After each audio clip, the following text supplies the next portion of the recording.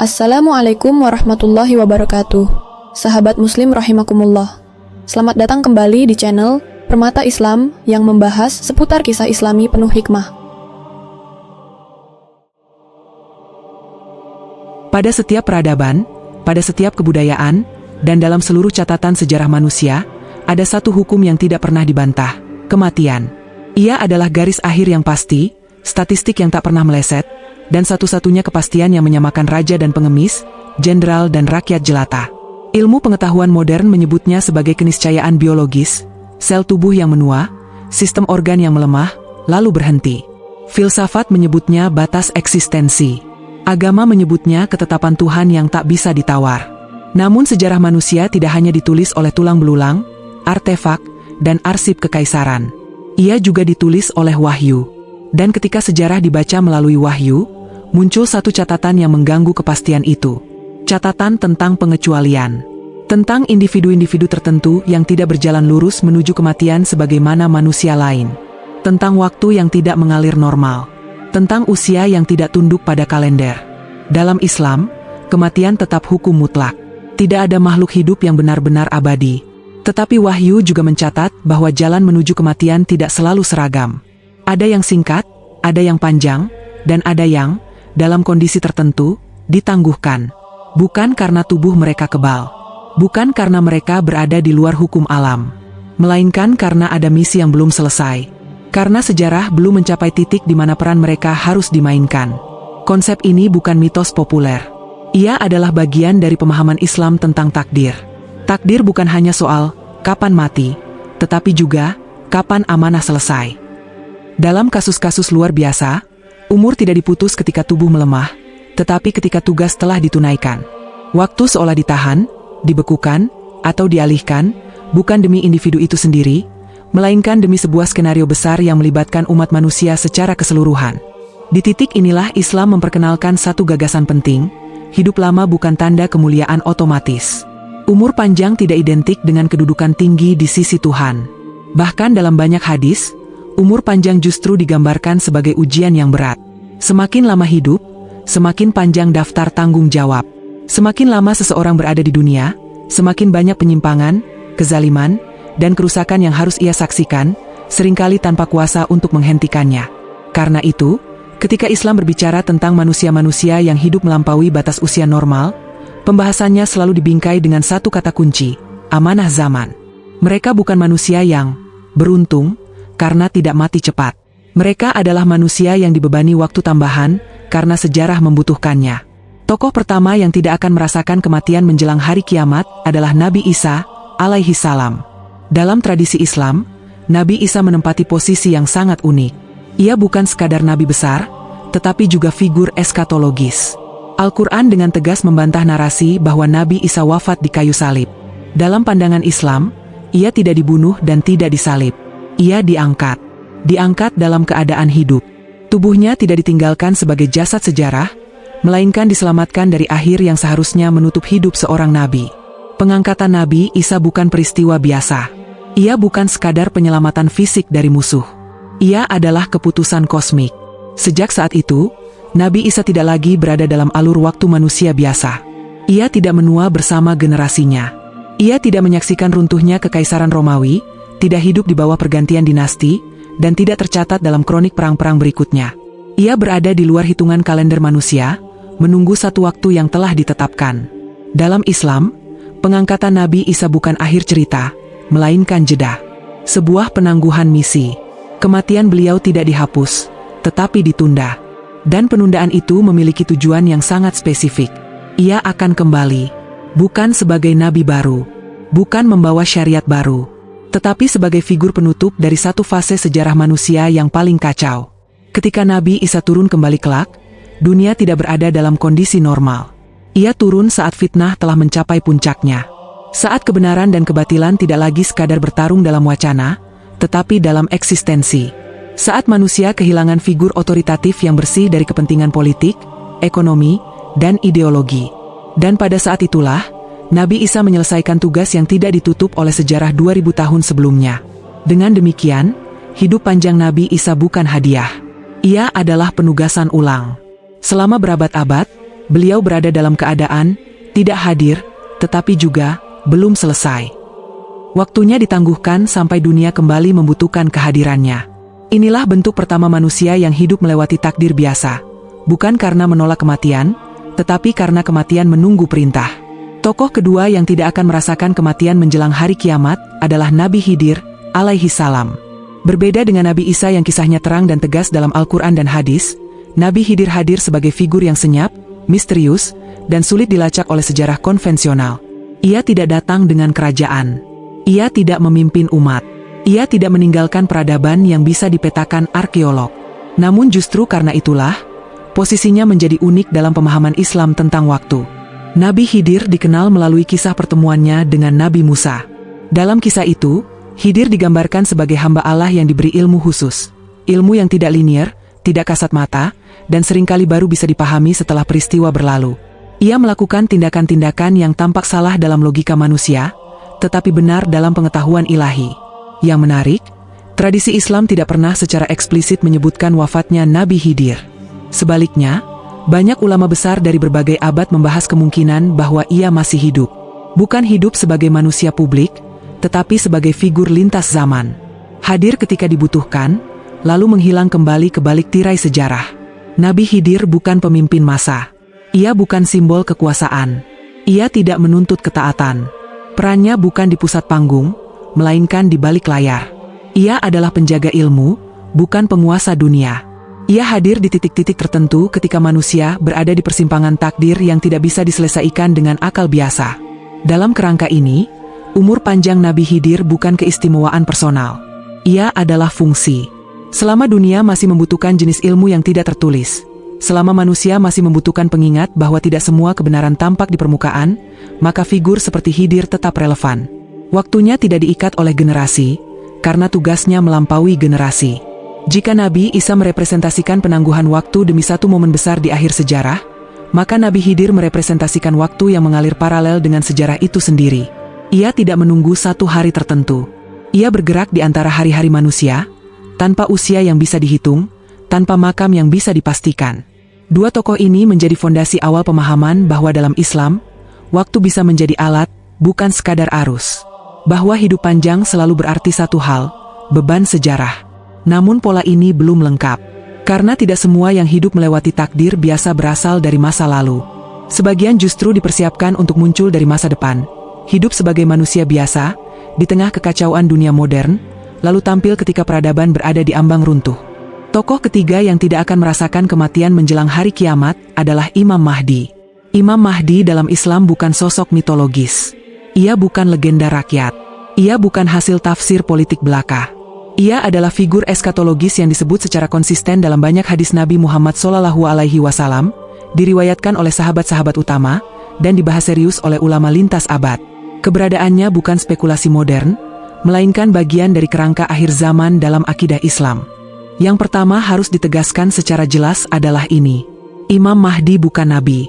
Tidak ada wahyu baru yang turun kepadanya. Ia tidak membawa syariat baru. Ia tidak menghapus ajaran Rasulullah SAW. Ia bukan figur yang berdiri di atas para nabi. Ia adalah pemimpin umat, bukan pembawa agama baru. Rasulullah SAW bersabda bahwa Imam Mahdi berasal dari keturunan beliau, dari garis Fatimah Az-Zahra. Namanya akan sama dengan nama Nabi Muhammad SAW, Muhammad bin Abdullah. Ini bukan detail kecil, melainkan penegasan identitas. Ia bukan sosok anonim. Ia adalah bagian dari umat ini, lahir dari rahim sejarah Islam sendiri. Hadis-hadis menggambarkan bahwa Imam Mahdi akan muncul di saat dunia dipenuhi kezaliman, bukan sekadar dosa personal, tetapi ketidakadilan sistemik. Kekuasaan dikuasai oleh orang-orang yang tidak amanah. Kekayaan beredar di tangan segelintir elit. Hukum ditegakkan secara selektif. Kebenaran menjadi mahal, dan kebatilan menjadi normal. Dalam satu hadis disebutkan, ia akan memenuhi bumi dengan keadilan sebagaimana sebelumnya dipenuhi dengan kezaliman. Kalimat ini sering diulang, tetapi maknanya sangat berat. Artinya, kezaliman sebelum kemunculannya bukan kezaliman kecil. Ia adalah kezaliman yang merata, terstruktur, dan diterima sebagai kewajaran. Imam Mahdi tidak muncul karena umat siap menerimanya. Ia muncul karena umat telah gagal menyelamatkan dirinya sendiri. Menariknya, Banyak riwayat menegaskan bahwa Imam Mahdi tidak datang dengan pengakuan diri. Ia tidak berdiri di mimbar dan berkata, "Aku Mahdi." Bahkan sebaliknya, dalam banyak riwayat disebutkan bahwa ia enggan menerima bayat. Ia tidak mengejar kekuasaan. Ia tidak membangun kultus. Ia dipaksa oleh keadaan. Bayat kepadanya terjadi di Makkah, di antara rukun dan makam Ibrahim, bukan melalui pemilu, bukan lewat kudeta, bukan melalui legitimasi negara. Bayat itu terjadi karena umat kehabisan pilihan, bukan karena mereka sedang optimis. Imam Mahdi adalah manusia biasa dalam arti biologis. Ia lahir, tumbuh, bekerja, dan hidup sebagaimana manusia lain sebelum masa kemunculannya. Tidak ada riwayat syahih yang menyebut ia hidup ratusan tahun sebelum tampil. Justru sebaliknya, ia hidup normal sampai dunia berubah menjadi tidak normal. Lalu mengapa Imam Mahdi termasuk dalam kategori tidak merasakan kematian menjelang kiamat?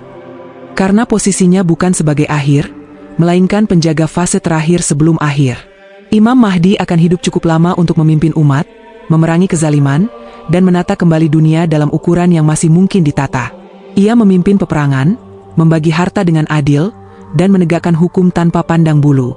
Dalam riwayat disebutkan bahwa di masanya, harta melimpah sampai orang sulit menemukan penerima sedekah.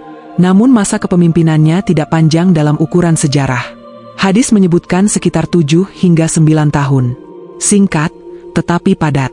Dan di masa inilah dunia mengalami perubahan paling drastis sebelum masuk fase fitnah terbesar. Imam Mahdi wafat sebelum hari kiamat, tetapi setelah tugasnya selesai. Ia tidak dibinasakan di tengah jalan. Ia tidak mati sebagai pemimpin gagal. Ia wafat ketika dunia sudah disiapkan untuk fase berikutnya. Fase yang tidak lagi bisa ditangani oleh manusia biasa. Dan disinilah hubungan Imam Mahdi dengan Nabi Isa, alaihi salam menjadi sangat penting. Ketika fitnah terbesar muncul, fitnah Dajjal, Imam Mahdi masih hidup. Ia memimpin kaum muslimin. Namun dalam riwayat yang sangat terkenal, ketika Nabi Isa turun, Imam Mahdi meminta Nabi Isa menjadi imam sholat.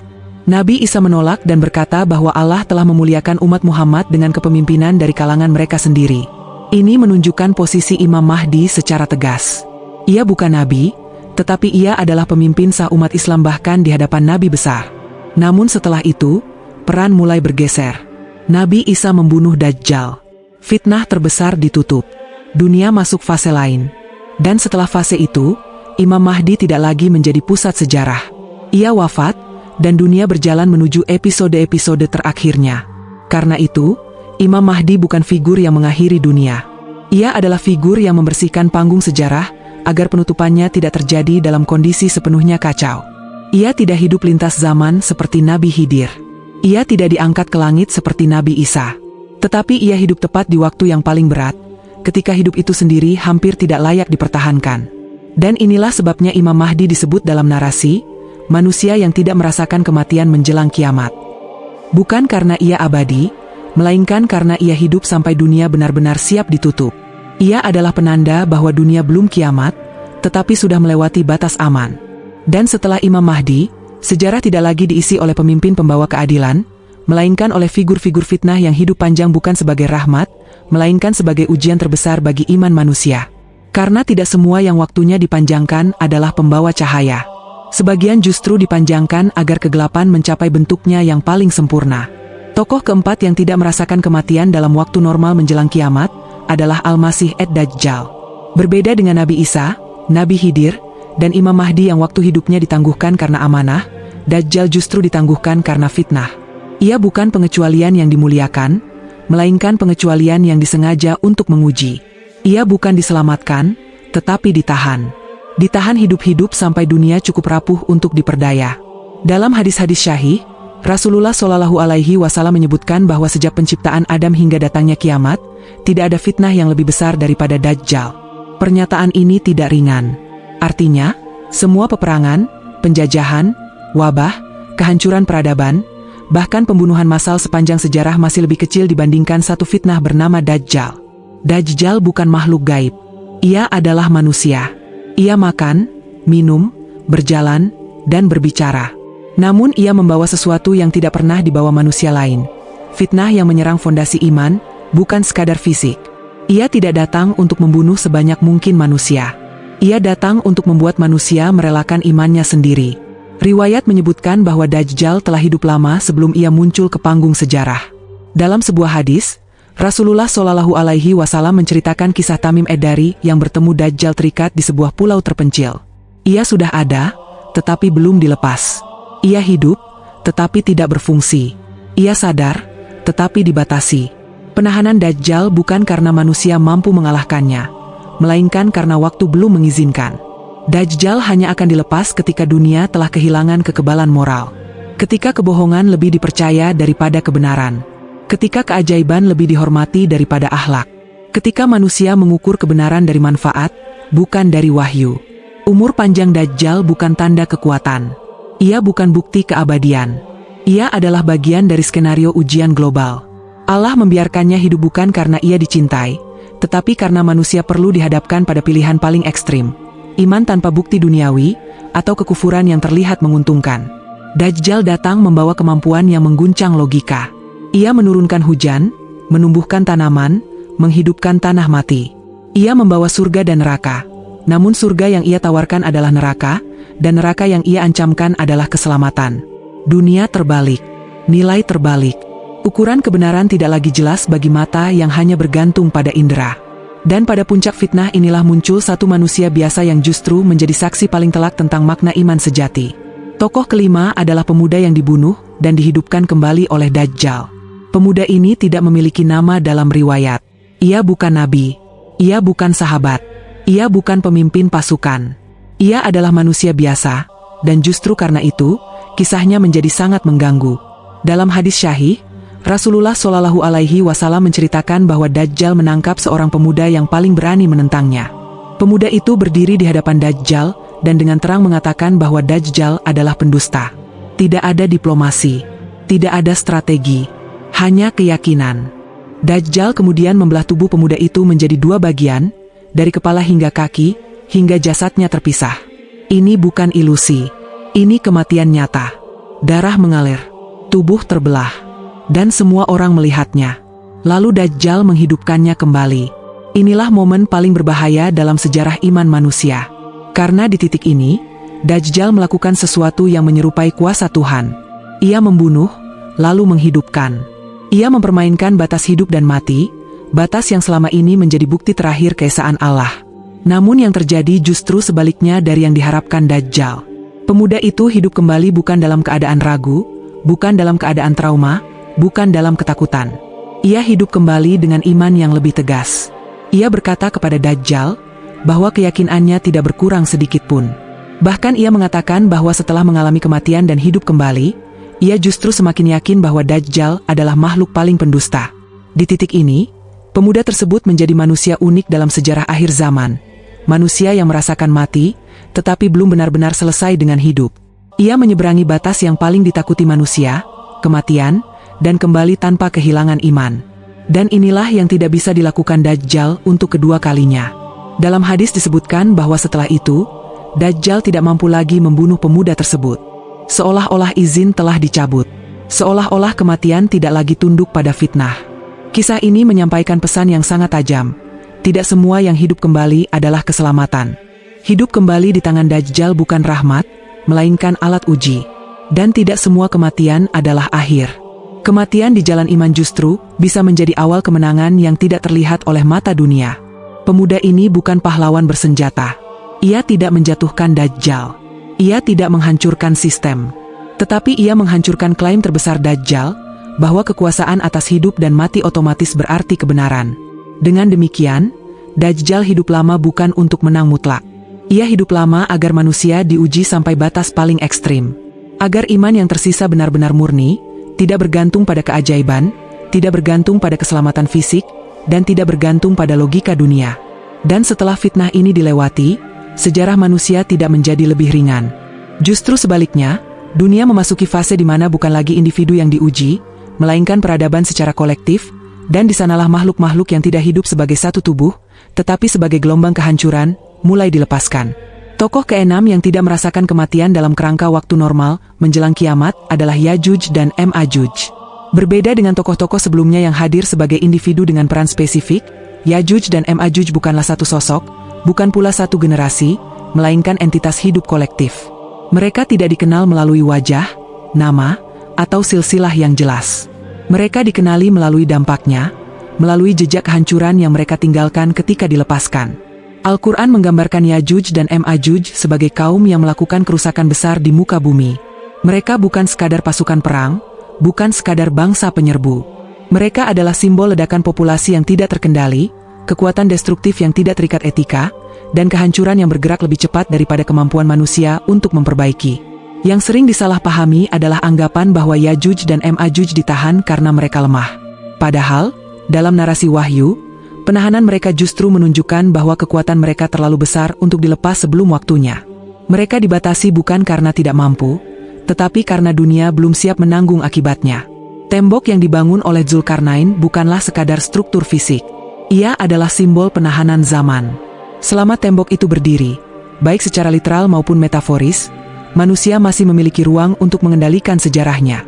Selama Yajuj dan Majuj tertahan, dunia masih berada dalam fase di mana kerusakan bisa dibatasi, perang bisa diakhiri, dan sistem bisa diperbaiki. Namun Al-Quran juga dengan tegas menyatakan bahwa tembok itu suatu hari akan runtuh. Dan ketika ia runtuh, Yajuj dan Majuj akan keluar dari setiap tempat yang tinggi. Ungkapan ini tidak sekadar menggambarkan jumlah, tetapi kecepatan dan penyebaran. Mereka tidak datang sebagai satu gelombang yang bisa dihadapi. Mereka datang sebagai banjir yang meluap dari segala arah. Pelepasan Yajuj dan Majuj bukanlah tanda perang biasa. Ia adalah tanda bahwa dunia telah kehilangan kendali strukturalnya. Bukan hanya negara yang runtuh, tetapi konsep negara itu sendiri menjadi tidak relevan. Bukan hanya hukum yang gagal ditegakkan, tetapi ide tentang hukum kehilangan makna. Bukan hanya sumber daya yang habis, tetapi logika distribusi tidak lagi berfungsi. Dalam hadis, digambarkan bahwa Yajuj dan Majuj meminum habis sumber-sumber air, melahap apapun yang dilewati, dan menyisakan bumi dalam keadaan rusak total. Ini bukan sekadar gambaran fisik. Ini adalah metafora tentang eksploitasi tanpa batas, konsumsi tanpa etika, dan peradaban yang memakan dirinya sendiri.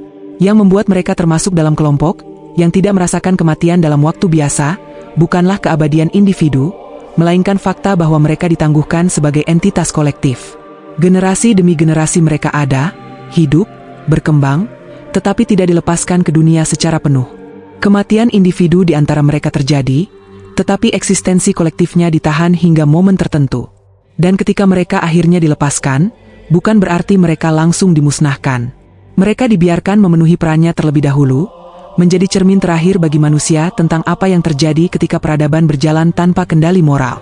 Pada fase ini, dunia tidak lagi diselamatkan oleh sistem, tidak oleh teknologi, tidak oleh kekuatan militer, tidak oleh diplomasi. Bahkan figur-figur besar tidak lagi tampil ke depan. Justru pada titik paling gelap inilah Islam menyisipkan satu sosok terakhir yang hampir tidak pernah dibicarakan secara terbuka. Tokoh ketujuh adalah hamba Allah yang disembunyikan menjelang kiamat. Ia tidak disebutkan namanya. Ia tidak dijelaskan ciri fisiknya. Ia tidak diberi peran publik yang bisa diidentifikasi secara historis. Ia hadir bukan dalam hadis-hadis populer, melainkan dalam tafsir, atsar, dan riwayat-riwayat tematik yang berserakan, cukup jelas untuk dikenali polanya, tetapi terlalu samar untuk dijadikan figur tunggal. Hamba Allah ini bukan nabi, bukan rasul, bukan pemimpin umat. Ia tidak membawa perubahan besar. Justru sebaliknya, ia diselamatkan dari fitnah akhir zaman dengan cara disembunyikan. Bukan karena ia lemah, tetapi karena keberadaannya bukan untuk memperbaiki dunia, melainkan untuk menjadi saksi bahwa kebenaran tidak pernah benar-benar punah. Dalam beberapa riwayat, disebutkan bahwa di akhir zaman akan ada orang-orang beriman yang dijauhkan dari pusat fitnah. Mereka tidak terlibat langsung dalam konflik besar. Mereka tidak dikenal. Mereka hidup di pinggiran sejarah, bukan di pusatnya. Dan justru karena itu, iman mereka tetap utuh ketika dunia runtuh. Hamba Allah ini merepresentasikan satu konsep penting dalam Islam. Tidak semua yang berperan besar harus terlihat. Tidak semua penyelamat muncul di panggung. Tidak semua kebenaran diwakili oleh figur publik. Ada iman yang dijaga dengan cara disembunyikan, bukan ditonjolkan. Jika Nabi Isa diturunkan untuk menutup fitnah besar, jika Imam Mahdi ditugaskan untuk menata panggung sebelum penutupan, jika Dajjal dan Yajuj Majuj dilepaskan sebagai ujian kolektif, maka hamba Allah yang disembunyikan ini hadir sebagai bukti bahwa Allah tidak pernah meninggalkan manusia sepenuhnya, bahkan di detik-detik paling gelap. Ia tidak hidup panjang karena misi publik. Ia hidup panjang karena perlindungan. Waktunya dipanjangkan bukan untuk mengubah dunia, tetapi untuk memastikan bahwa ketika dunia hancur, masih ada manusia yang imannya tidak ikut runtuh. Dan di titik ini, pola besar akhir zaman menjadi semakin jelas. Kiamat tidak datang tiba-tiba. Ia tidak jatuh seperti palu tanpa peringatan. Ia didahului oleh orang-orang terakhir, manusia-manusia yang waktunya dipanjangkan, ditangguhkan, atau disembunyikan, masing-masing dengan peran yang berbeda. Sebagian hidup panjang untuk memimpin, sebagian hidup panjang untuk menguji, sebagian hidup panjang untuk menghancurkan, dan sebagian hidup panjang hanya untuk bertahan dalam diam. Mereka bukan diselamatkan dari dunia. Mereka justru dipaksa menyaksikan runtuhnya dunia dari dekat. Karena dalam skenario akhir zaman, hidup panjang bukanlah bentuk keselamatan, melainkan bentuk keterlibatan paling dalam sejarah yang sedang menuju akhirnya.